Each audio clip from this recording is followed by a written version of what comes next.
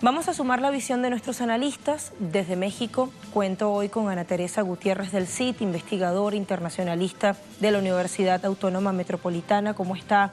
Muchas gracias por estar con nosotros. Y en un ratito vamos a sumar también a Juan Romero desde el estado Zulia, occidente del país, también analista. Pero comienzo con Ana Teresa. Bueno, Ana, en ese artículo que estábamos leyendo de Rebeca Westphal, también se plantea el asunto del formato Libia, la guerra híbrida.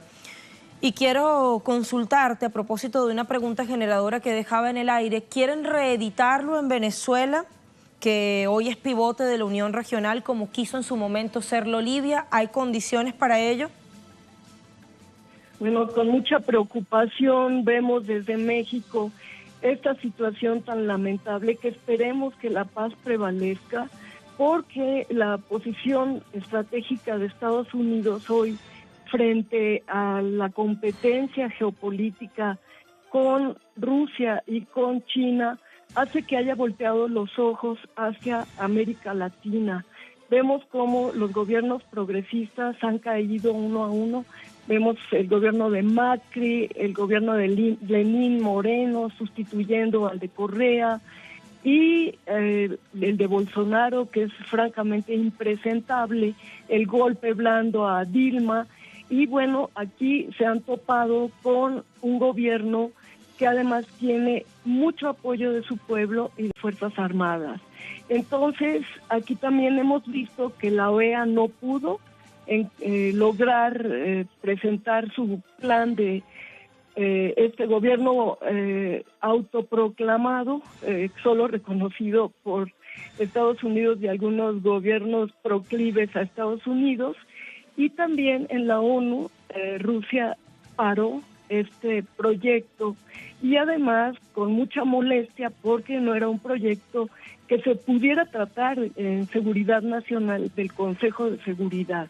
Es decir, que Estados Unidos lo llevó al Consejo de Seguridad sin tener realmente una legitimación.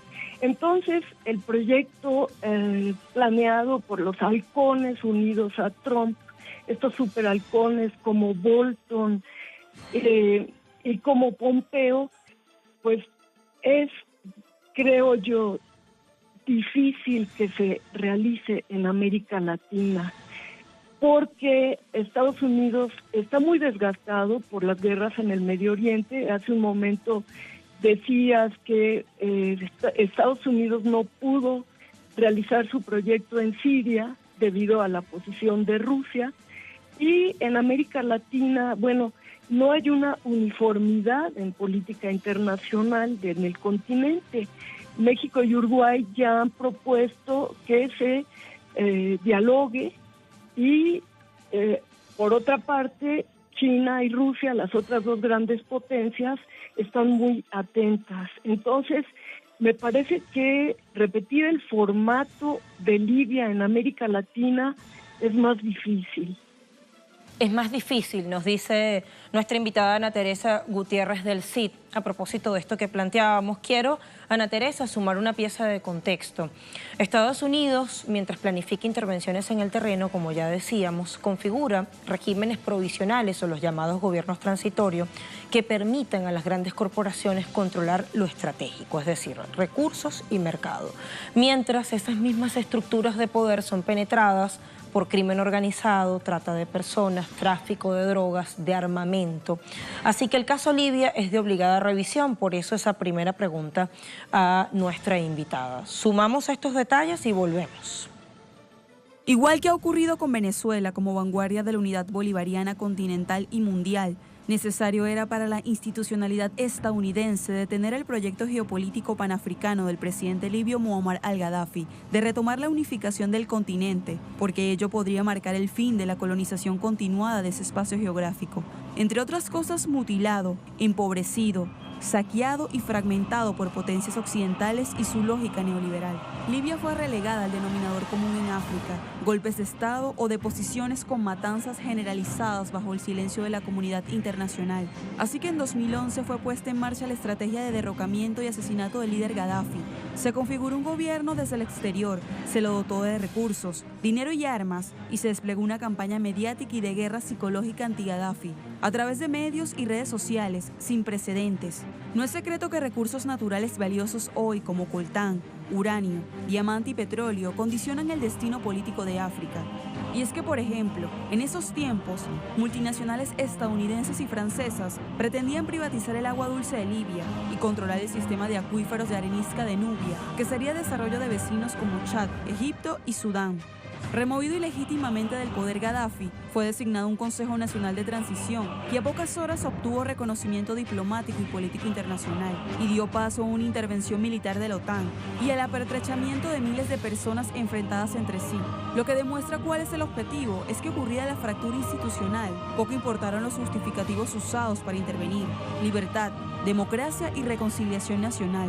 Lo que vino fue exactamente lo opuesto: tráfico de armas, contrabando petrolero, entrenamiento de mercenarios, exacerbación del odio y esclavitud económica, mientras el Departamento de Estado de Estados Unidos administraba activos en Trípoli en cuentas extranjeras previamente congeladas.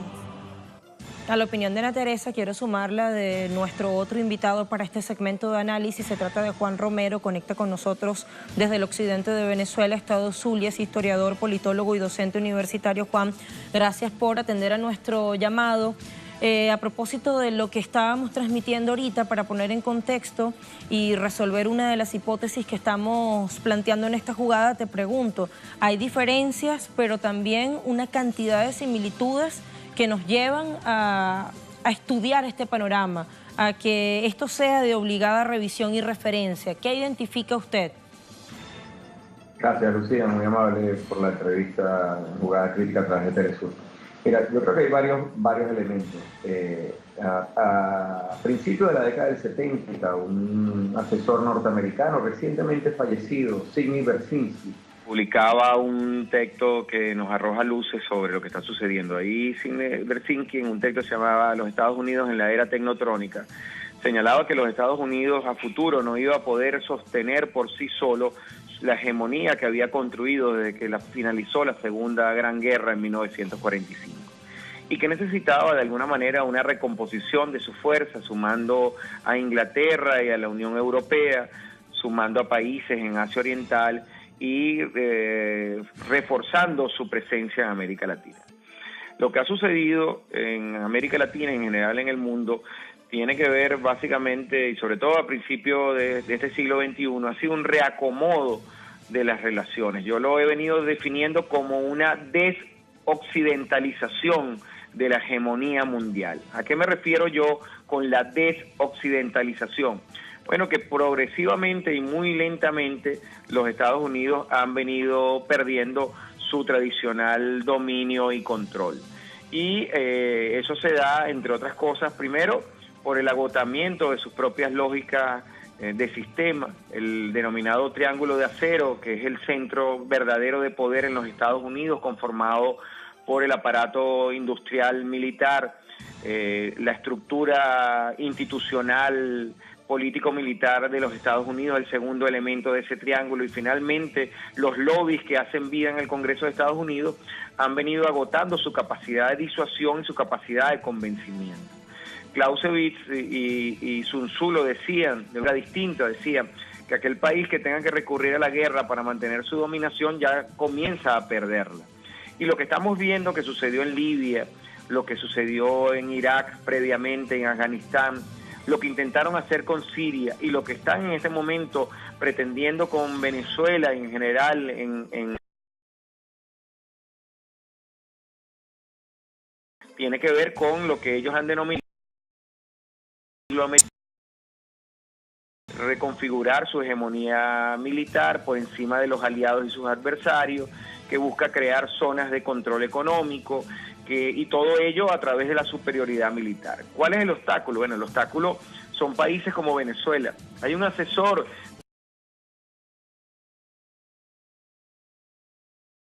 que se llama Alexander Dugin.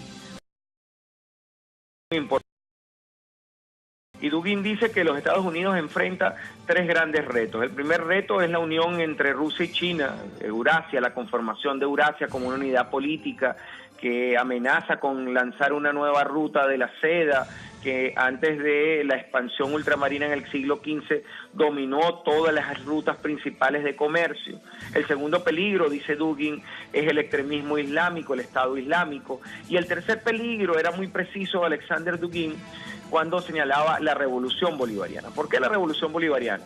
Porque de los otros dos peligros, el único que realmente es una amenaza a las lógicas del sistema capitalista es precisamente la revolución bolivariana. Recordemos que el presidente Chávez lanza aquella idea del socialismo del siglo XXI, que por una parte es la revisión de los elementos que caracterizaron al denominado socialismo real, construido a partir del triunfo de la revolución bolchevique en 1917, y por la otra, ese socialismo del siglo XXI implicaba algunos mecanismos amplios desde el punto de vista de la democracia participativa. Venezuela es un mal ejemplo.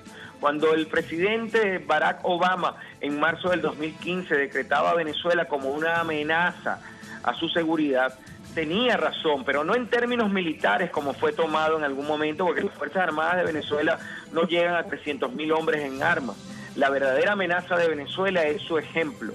Venezuela encaja en lo que ese gran teórico colombiano Orlando Fals Borda denominó la insubordinación, la insurgencia.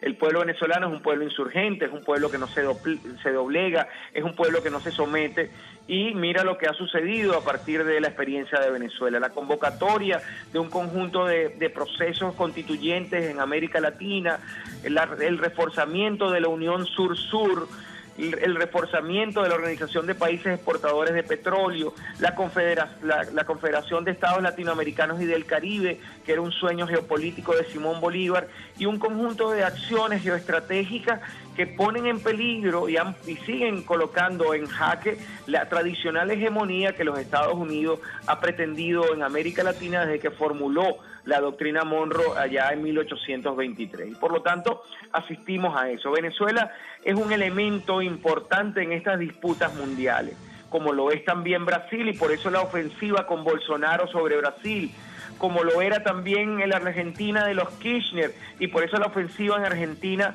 con Macri, como lo es México en ese juego, y por eso vemos las agresiones que ha venido experimentando el gobierno recién en ejercicio de López Obrador y que va a seguir ejerciéndose. Eso explica también la enorme presión que acaba de ocurrir en El Salvador, ¿no? Y los resultados de lo que también sucedió en Colombia. Hay un reacomodo de las fuerzas más conservadoras, hay una nueva ofensiva por parte de esas fuerzas conservadoras que exigen de los movimientos de izquierda y de los movimientos populares, en mi criterio, dos cosas. Uno, una revisión sobre sus mecanismos de organización y de movilización, lo que en algún momento los teóricos llaman sus instrumentos de movilización, su marco conceptual para la movilización, y en segundo término es las respuestas que en términos anticapitalistas seamos capaces de construir. No hay posibilidad de diálogo con los sectores propietarios que son excluyentes por naturaleza y que tienden a la explotación del hombre por el hombre, como muy bien lo señalaba Mara en un momento determinado. Tenemos que avanzar en aquello de lo cual nos hablaba Isván Mesaro, ¿no? En algún momento, en Más Allá del Capital, decía, hay que generar una metabolización de los mecanismos monetarios a través del cual, con el dólar, se controla toda la dinámica mundial, y en eso indudablemente está. Esta agresión contra Venezuela en este momento tiene que verse asociada con el anuncio que el presidente Nicolás Maduro hizo de la criptomoneda Petro, y lo que puede significar que esa criptomoneda tenga un soporte importante en oro, en petróleo y en otros minerales estratégicos de los cuales Venezuela es enormemente abundante. Gracias, Juan. Ana y Juan, a los dos nuestro agradecimiento.